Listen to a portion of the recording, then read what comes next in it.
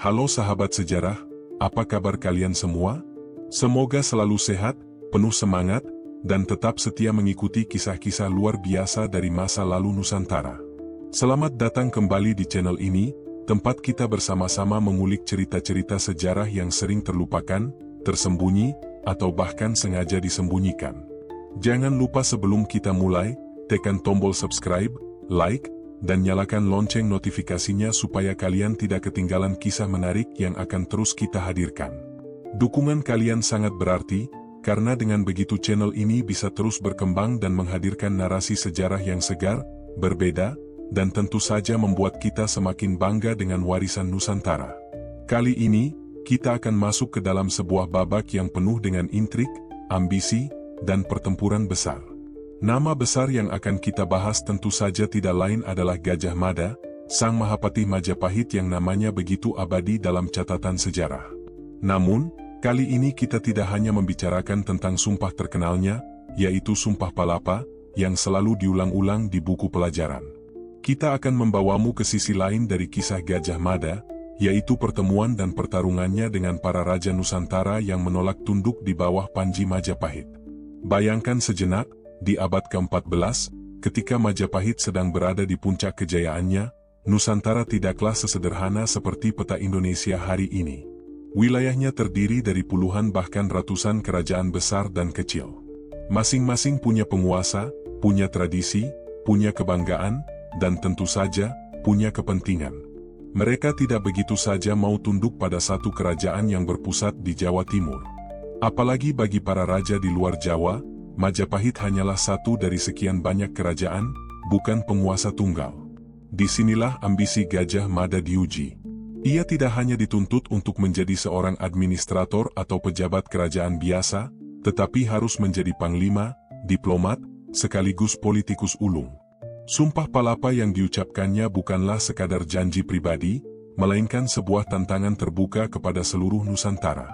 Sumpah itu berbunyi, ia tidak akan menikmati palapa, simbol kenikmatan dan kesejahteraan, sebelum ia berhasil menyatukan seluruh kerajaan di bawah kekuasaan Majapahit. Dengan kata lain, Gajah Mada menantang para raja Nusantara, satu persatu. Tapi pertanyaan besar muncul. Apakah benar Gajah Mada mampu menaklukkan semua kerajaan itu? Apakah semua raja benar-benar tunduk pada Majapahit? Atau justru ada jejak perlawanan yang hingga kini masih tersembunyi dalam bayangan sejarah? Dalam episode kali ini, kita akan menyusuri jejak-jejak itu. Dari Bali, Sumatera, Kalimantan, hingga Maluku dan Nusa Tenggara, kita akan melihat bagaimana Gajah Mada berhadapan dengan penguasa-penguasa lokal yang tidak mau begitu saja menyerahkan tahtanya. Kita akan mengulik strategi, diplomasi, hingga kegagalan-kegagalannya yang jarang dibicarakan. Bahkan kita akan singgah di tragedi Bubat, sebuah peristiwa yang menggoreskan noda kelam dalam ambisi besar penyatuan Nusantara. Sahabat sejarah, cerita ini bukan sekadar kisah peperangan atau politik masa lalu. Ini adalah refleksi tentang bagaimana sebuah ambisi besar bisa membawa kejayaan, sekaligus memunculkan luka. Bagaimana seorang manusia, meskipun namanya dikenang sebagai pahlawan, tetaplah menghadapi tantangan dan kegagalan. Dan dari sanalah kita bisa belajar, bahwa sejarah bukan hanya soal kemenangan, melainkan juga soal perjuangan yang kadang berujung pada tragedi. Jadi, siapkan diri kalian untuk sebuah perjalanan panjang, menyusuri jejak Gajah Mada versus Raja-Raja Nusantara. Pastikan kalian menonton sampai akhir, karena di setiap bagian, ada cerita-cerita tersembunyi yang jarang diungkap di buku-buku sejarah. Sahabat sejarah, sebelum kita masuk ke kisah pertempuran dan penaklukan besar Gajah Mada, mari kita mengenal terlebih dahulu siapa sebenarnya sosok yang satu ini. Karena tak mungkin kita memahami ambisinya, tanpa melihat dari mana ia berasal, bagaimana ia ditempa, dan apa yang membuatnya begitu berbeda dari pejabat atau prajurit Majapahit lainnya. Gajah Mada bukanlah seorang raja, bukan pula keturunan bangsawan tinggi. Ia lahir dari keluarga rakyat biasa, namun dari sejak muda ia sudah menunjukkan keberanian dan kecerdikan yang luar biasa. Catatan sejarah yang sampai kepada kita memang tidak banyak mengungkap masa kecilnya. Namun, berbagai sumber menyinggung bahwa ia memulai karirnya sebagai bagian dari pasukan elit Majapahit, yaitu Bayangkara, garda terdepan yang bertugas menjaga keselamatan raja dan keraton. Dari sinilah perjalanan besar itu dimulai. Sebagai prajurit Bayangkara, Gajah Mada menonjol bukan hanya karena keberaniannya di medan perang, tetapi juga karena kecerdasannya dalam membaca situasi. Ia bukan hanya tahu bagaimana mengayunkan senjata, tetapi juga bagaimana menyusun strategi dan menenangkan pasukan dalam keadaan kacau. Dengan kata lain, ia adalah sosok yang tidak hanya kuat, tetapi juga berpikir jauh ke depan. Karir Gajah Mada mulai benar-benar bersinar ketika ia ikut serta dalam menumpas pemberontakan yang terjadi di Majapahit. Salah satu momen penting adalah keterlibatannya dalam pemberontakan Rakuti pada tahun 1319. Pada saat itu, Istana Majapahit berada dalam bahaya besar. Sang Raja, Jayanegara, nyaris kehilangan tahtanya akibat pemberontakan tersebut. Namun, Gajah Mada bersama pasukan Bayangkara tampil sebagai penyelamat. Berkat keberanian dan kecerdikannya, ia berhasil mengawal raja keluar dari istana dengan selamat, hingga akhirnya pemberontakan itu dapat dipadamkan. Sejak saat itu, nama Gajah Mada mulai diperhitungkan. Ia naik dari seorang prajurit menjadi pejabat penting di lingkungan kerajaan. Perlahan, langkah-langkahnya menanjak menuju jabatan yang lebih tinggi. Ketekunannya, kesetiaan pada kerajaan, serta kemampuannya mengendalikan situasi yang genting membuat para penguasa Majapahit percaya padanya. Hingga akhirnya, Gajah Mada diangkat menjadi Mahapati Amangkubumi, jabatan tertinggi di pemerintahan setelah raja. Sahabat sejarah, bayangkan betapa luar biasanya perjalanan ini. Dari rakyat biasa, kemudian menjadi penjaga raja, hingga akhirnya menguasai panggung politik dan militer Majapahit. Inilah yang membuat Gajah Mada berbeda dari tokoh-tokoh bangsawan lainnya. Ia bukan dilahirkan untuk berkuasa, tetapi berjuang keras untuk meraih posisinya. Dan di titik inilah, ambisinya mulai terlihat jelas. Gajah Mada tidak puas hanya dengan menjaga stabilitas Majapahit. Ia punya visi besar, menyatukan seluruh Nusantara di bawah satu panji. Ambisi itu ia ucapkan dalam bentuk sumpah yang legendaris, yaitu Sumpah Palapa. Namun, kita perlu ingat, di balik sumpah itu, ada konsekuensi besar. Sumpah itu berarti Gajah Mada siap menantang raja-raja lain yang sudah berkuasa lama di Nusantara. Dari Sumatera, Bali, Kalimantan, hingga Maluku, semua menjadi target dari ambisinya. Sahabat sejarah, inilah latar belakang yang akan membawa kita ke kisah-kisah berikutnya. Dari seorang prajurit sederhana, kini Gajah Mada berdiri di puncak kekuasaan, siap melancarkan strategi dan pertempuran besar demi mewujudkan sumpahnya. Sahabat sejarah, setelah Gajah Mada naik menjadi Mahapati Amangkubumi, tibalah ia pada sebuah titik yang menentukan bukan hanya bagi dirinya, tetapi juga bagi Majapahit, bahkan bagi seluruh Nusantara. Di tengah sidang agung kerajaan, dengan penuh keyakinan, ia mengucapkan sumpah yang kelak menjadi legenda, Sumpah Palapa. Isi sumpah itu terdengar sederhana, namun maknanya begitu dalam. Gajah Mada bersumpah tidak akan menikmati palapa, yang ditafsirkan sebagai bumbu rempah, atau simbol kenikmatan hidup, sebelum ia berhasil menaklukkan seluruh wilayah Nusantara di bawah panji Majapahit. Nama-nama besar kerajaan disebutkan dalam sumpah itu, Bali, Sunda, Seram, Tumasik, sampai wilayah di seberang lautan. Bayangkan suasana kala itu. Para pejabat kerajaan, bangsawan, dan prajurit yang hadir terkejut. Bagaimana mungkin seorang patih, meski sebesar Gajah Mada, berani mengucapkan sumpah sebesar itu? Ada yang menilai sumpahnya hanyalah bualan, terlalu ambisius. Tetapi ada pula yang merasa tersulut semangatnya, melihat tekad baja seorang patih yang ingin mengangkat martabat Majapahit di mata seluruh kerajaan.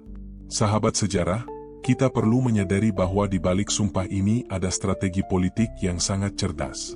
Nusantara kala itu bukanlah satu kesatuan. Bali dengan rajanya, Sunda dengan tradisinya, Sumatera dengan sisa kejayaan Sriwijayanya, hingga kerajaan-kerajaan kecil di timur, semuanya punya kepentingan masing-masing. Menyatukan mereka tidak cukup dengan perjanjian diplomasi. Dibutuhkan kekuatan, keberanian, dan kadang, darah yang tumpah di medan perang. Gajah Mada sadar betul bahwa sumpahnya akan menjadi cambuk bagi dirinya sendiri. Ia menantang dirinya untuk keluar dari zona aman seorang pejabat kerajaan. Ia juga menantang para bangsawan Majapahit untuk mendukungnya, karena tanpa restu raja dan para elit, sumpah itu hanya akan menjadi angin lalu. Namun, sumpah ini juga memunculkan kontroversi. Bagi sebagian pihak, sumpah itu dianggap terlalu congkak. Ada yang khawatir ambisi Gajah Mada justru akan membawa Majapahit ke dalam peperangan tanpa akhir. Bahkan tidak sedikit yang menganggapnya sebagai ancaman, karena sumpah itu berarti Gajah Mada akan menguasai panggung politik dan militer secara penuh. Meski demikian, sejarah mencatat bahwa sumpah itu menjadi titik balik. Dari sinilah ekspedisi-ekspedisi besar Majapahit dimulai. Dari penyerangan ke Bali, perebutan pengaruh di Sumatera, hingga upaya menaklukkan wilayah timur Nusantara. Gajah Mada benar-benar menjalankan sumpahnya, langkah demi langkah, dengan strategi yang kadang penuh siasat, kadang pula memunculkan tragedi. Yang menarik, sahabat sejarah, sumpah ini bukan hanya soal politik. Ada tafsir lain yang lebih filosofis. Palapa dipandang bukan sekadar bumbu rempah, melainkan simbol kesenangan, kenyamanan, dan kemapanan. Dengan bersumpah tidak akan menikmati palapa, Gajah Mada seakan ingin mengatakan bahwa ia akan menahan diri dari segala kenikmatan pribadi demi tugas besar penyatuan Nusantara. Sebuah pengorbanan yang bagi sebagian orang dianggap sebagai bukti kesetiaan luar biasa, namun bagi sebagian lain mungkin tampak sebagai obsesi yang berlebihan. Sumpah palapa inilah yang kemudian membuat nama Gajah Mada melampaui zamannya. Ia tidak hanya dikenal sebagai pejabat atau panglima perang, tetapi sebagai simbol ambisi besar yang nyaris mustahil dicapai. Dan dari sinilah cerita besar kita tentang Gajah Mada versus Raja-Raja Nusantara benar-benar dimulai, karena sumpah itu menuntunnya untuk berhadapan dengan penguasa-penguasa kuat di seantero kepulauan. Sahabat sejarah, setelah mengucapkan sumpah palapa, salah satu nama pertama yang ingin ditaklukkan Gajah Mada adalah Bali. Pulau yang dikenal indah ini, pada abad ke-14 bukan sekadar tempat yang tenang dengan sawah dan lautnya. Bali adalah sebuah kerajaan kuat dengan tradisi, seni, dan spiritualitas yang dalam. Raja Bali saat itu adalah Sri Astasura Ratna Bumi Banten, seorang penguasa yang disegani, dengan pasukan tangguh serta rakyat yang setia. Ketika ekspedisi pertama Majapahit mendarat di Bali, Gajah Mada mendapati kenyataan pahit. Pasukannya disambut dengan perlawanan keras, bukan ketundukan. Prajurit Bali memanfaatkan hutan lebat, gunung, dan pantai berbatu untuk melancarkan serangan mendadak. Pasukan Majapahit yang terbiasa bertempur di dataran luas Jawa, tiba-tiba dibuat kewalahan. Dalam salah satu pertempuran di pedalaman Bali, barisan depan Majapahit bahkan porak-poranda. Catatan babat lokal menyebutkan bahwa pasukan Majapahit pernah hampir kehilangan panji kebesarannya karena serangan mendadak prajurit Bali. Gajah Mada sendiri disebut-sebut terpaksa mundur ke pantai untuk menyusun ulang strategi. Sebuah keadaan genting yang membuat banyak orang meragukan sumpah palapanya. Dan di balik perlawanan sengit itu, ada satu tokoh yang melegenda, Kebo Iwa. Ia adalah Pati Agung Bali, seorang panglima besar dengan tubuh raksasa, kekuatan luar biasa, dan kesetiaan mutlak kepada rajanya. Nama Kebo Iwa begitu ditakuti, bahkan disebutkan mampu mengangkat batu raksasa seorang diri dan memimpin pasukan dengan keberanian yang tak tertandingi. Legenda mengatakan, selama Kebo Iwa hidup, Bali tidak mungkin bisa ditaklukkan. Ia menjadi tameng hidup kerajaan, sekaligus simbol perlawanan rakyat Bali terhadap ambisi Majapahit. Gajah Mada tahu betul, selama Kebo Iwa masih memimpin, peluang Majapahit untuk menguasai Bali akan selalu tipis. Maka, Gajah Mada tidak hanya berperang dengan senjata, tapi juga dengan strategi politik. Dikisahkan, Majapahit menggunakan tipu daya. Mereka menawarkan perdamaian dan membujuk Kebo Iwa agar datang ke Majapahit dengan alasan untuk mempererat hubungan. Di sana, Kebo Iwa dikelabui dan akhirnya dibunuh. Ada versi lain yang menyebut Kebo Iwa diminta membangun sebuah bendungan raksasa, lalu ditimbun hidup-hidup di dalamnya. Bagaimanapun kisah pastinya, wafatnya Kebo Iwa menjadi titik balik. Bali kehilangan perisai utamanya, dan Majapahit pun leluasa melancarkan serangan berikutnya. Dengan wafatnya Kebo Iwa, Gajah Mada melanjutkan ekspedisi besar bersama Arya Damar dari Palembang. Pertempuran puncak terjadi pada tahun 1343 di Bedulu, dekat Ubud sekarang. Raja Sri Astasura Ratna Bumi Banten akhirnya tumbang. dan Majapahit menempatkan para bangsawan Jawa yang dikenal sebagai Arya untuk menguasai Bali. Namun, sahabat sejarah, meskipun Majapahit berhasil menancapkan panjinya, cerita rakyat Bali tidak pernah menganggap perlawanan itu benar-benar selesai. Jejak Kebo Iwa tetap hidup dalam ingatan, sebagai simbol kesetiaan dan keberanian melawan kekuatan besar. Kisah penaklukan Bali ini menunjukkan kepada kita bahwa Sumpah Palapa bukanlah perjalanan mulus. Gajah Mada pernah hampir kalah, pernah dipukul mundur, dan harus berhadapan dengan seorang panglima legendaris yang membuatnya harus mengubah strategi. Kemenangan di Bali bukan semata-mata karena kekuatan, melainkan juga karena kelicikan politik dan pengorbanan besar yang menorehkan luka mendalam. Sahabat sejarah, setelah berhasil menaklukkan Bali, Sumpah Gajah Mada belum selesai. Ia menoleh ke barat, ke sebuah pulau besar yang sejak lama dikenal sebagai pusat perdagangan rempah, emas, dan budaya, Sumatera. Pulau ini bukan tanah kosong, melainkan rumah bagi kerajaan-kerajaan yang sudah berdiri jauh sebelum Majapahit lahir. Kita tentu ingat kejayaan Sriwijaya, kerajaan maritim besar yang menguasai jalur perdagangan Selat Malaka sejak abad ke-7. Walaupun kekuasaannya mulai melemah pada abad ke-13, pengaruhnya belum sepenuhnya hilang. Sisa-sisa Sriwijaya masih berdenyut di Palembang dan daerah sekitarnya, memelihara kebanggaan lama sebagai penguasa lautan. Inilah yang membuat Sumatera bukan sekadar wilayah taklukan biasa, melainkan tanah yang penuh dengan ingatan kejayaan masa lalu. Di masa Gajah Mada, Sumatera dihuni oleh berbagai kerajaan kecil, kerajaan Dharmasraya, Melayu, hingga kerajaan-kerajaan pesisir yang makmur karena perdagangan. Gajah Mada tahu, jika Majapahit ingin benar-benar menjadi penguasa Nusantara, maka ia harus menaklukkan wilayah barat ini. Sebab, siapa yang menguasai Selat Malaka, dialah yang menguasai jalur perdagangan internasional. Ekspedisi pertama Majapahit ke Sumatera dipimpin langsung oleh Gajah Mada dengan dukungan armada laut. Namun, sahabat sejarah, yang jarang dibicarakan adalah bahwa ekspedisi ini tidak selalu berjalan mulus. Catatan lokal dari Sumatera menyebutkan bahwa rakyat setempat melakukan perlawanan sengit, terutama di daerah Melayu. Prajurit Majapahit harus menghadapi bukan hanya kekuatan bersenjata, tetapi juga cuaca, arus laut, dan penyakit tropis yang merenggut nyawa banyak prajurit. Ada kisah menarik dari Palembang. Diceritakan, seorang pemimpin setempat yang dikenal sebagai keturunan Sriwijaya berusaha mempertahankan wilayahnya mati-matian. Walaupun akhirnya Majapahit berhasil menancapkan pengaruh, perlawanan ini membuktikan bahwa semangat Sriwijaya masih membara. Bahkan ada dugaan, sebagian bangsawan Palembang melarikan diri ke utara, menuju Jambi atau bahkan Semenanjung Malaya, untuk melanjutkan garis kekuasaan mereka.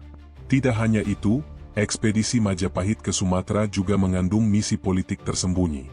Beberapa sumber menyebutkan bahwa Majapahit tidak hanya mengirim pasukan, tetapi juga menyebarkan pengaruh melalui perkawinan politik.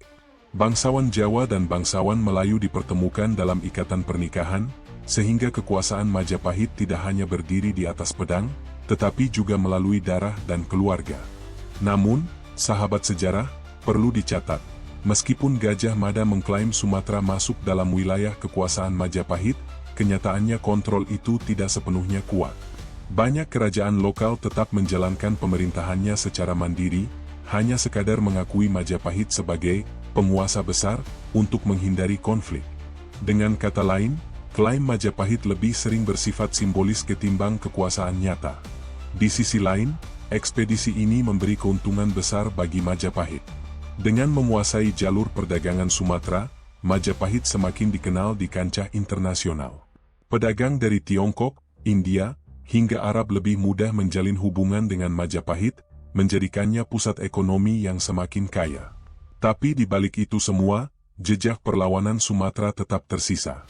Rakyat Melayu, Palembang, hingga daerah Minangkabau menyimpan kisah bahwa mereka tidak pernah benar-benar takluk, hanya sekadar mengalah sementara di hadapan ambisi besar Gajah Mada. Maka, sahabat sejarah, dari kisah ekspedisi ke Sumatera ini kita belajar, penyatuan Nusantara bukan berarti semua kerajaan benar-benar tunduk.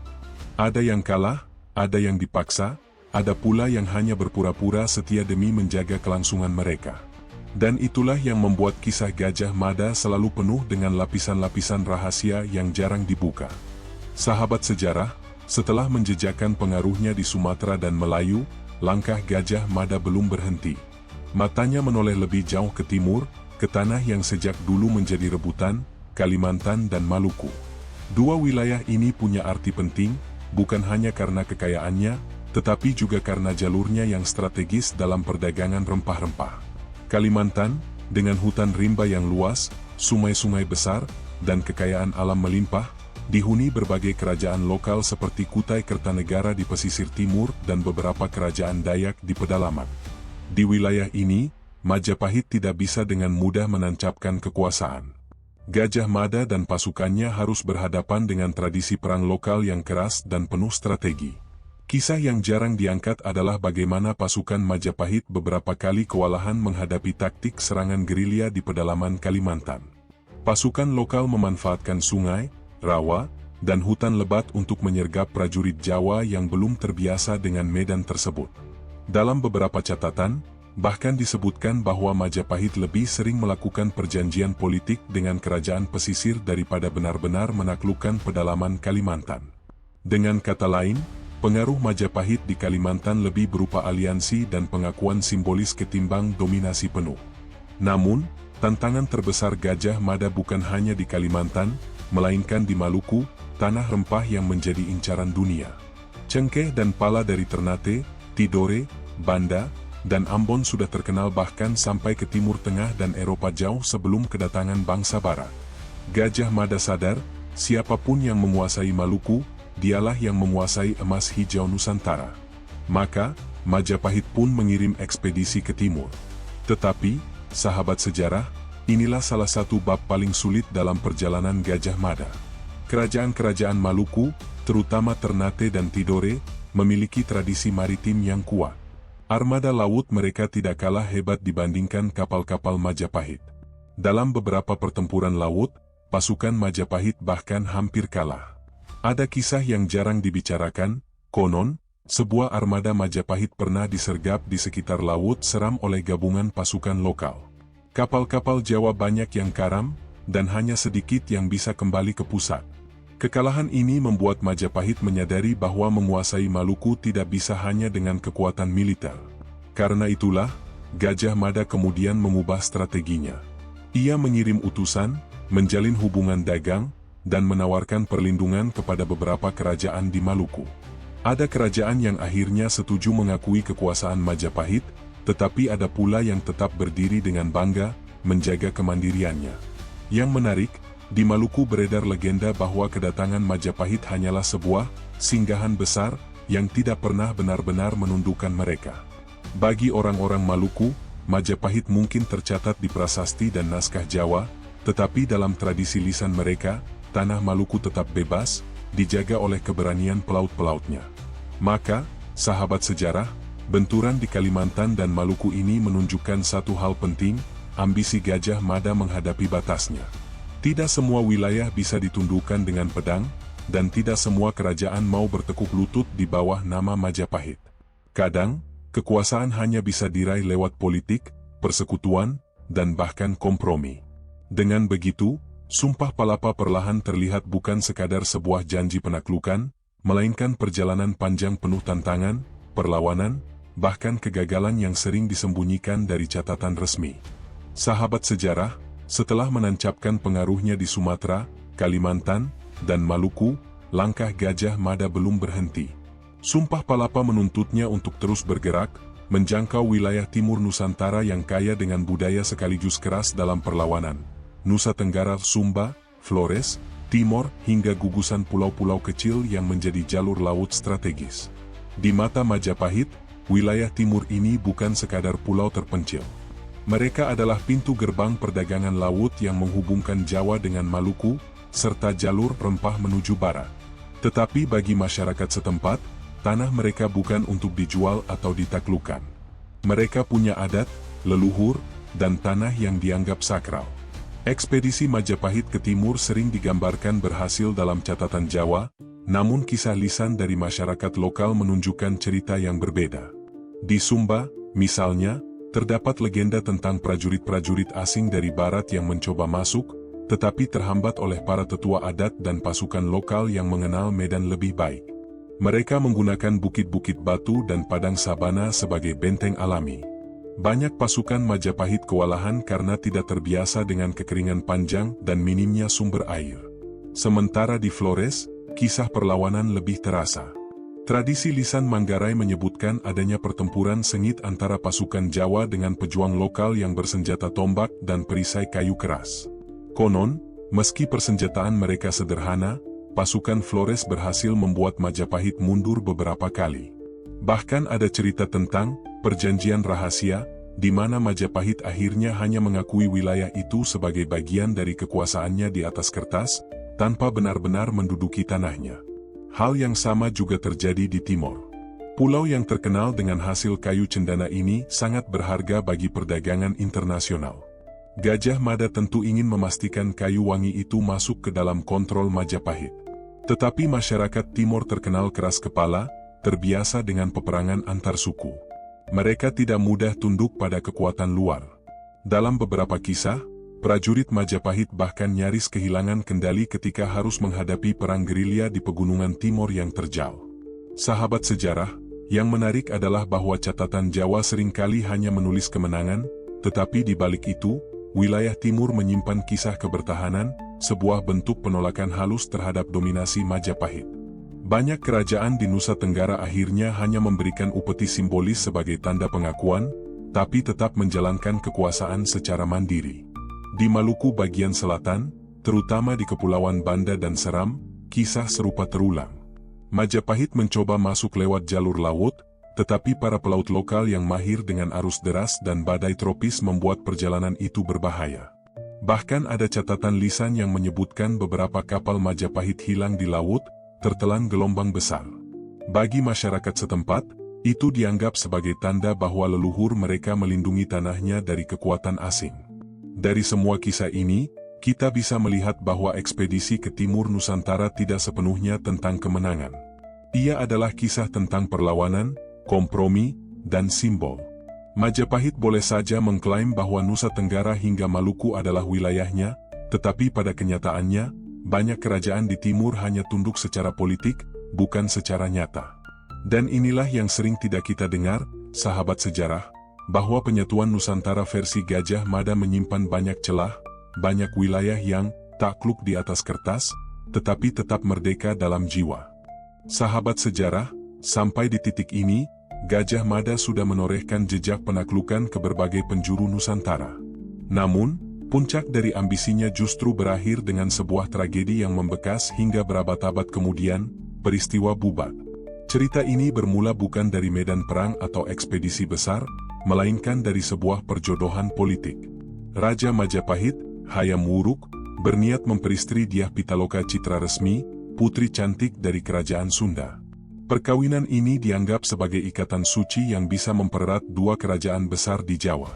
Bagi kerajaan Sunda, tawaran ini adalah sebuah kehormatan, sebab menikahkan putri mereka dengan seorang raja agung akan mengangkat martabat kerajaan. Maka berangkatlah rombongan kerajaan Sunda menuju Majapahit, dipimpin langsung oleh Raja Linggabuana bersama sang putri. Mereka tiba di lapangan Bubat, dekat pusat Majapahit. Awalnya, semua tampak berjalan baik. Namun disinilah ambisi Gajah Mada kembali berbicara. Gajah Mada menafsirkan perjodohan itu bukan sekadar ikatan keluarga, tetapi sebagai bukti penaklukan Sunda oleh Majapahit.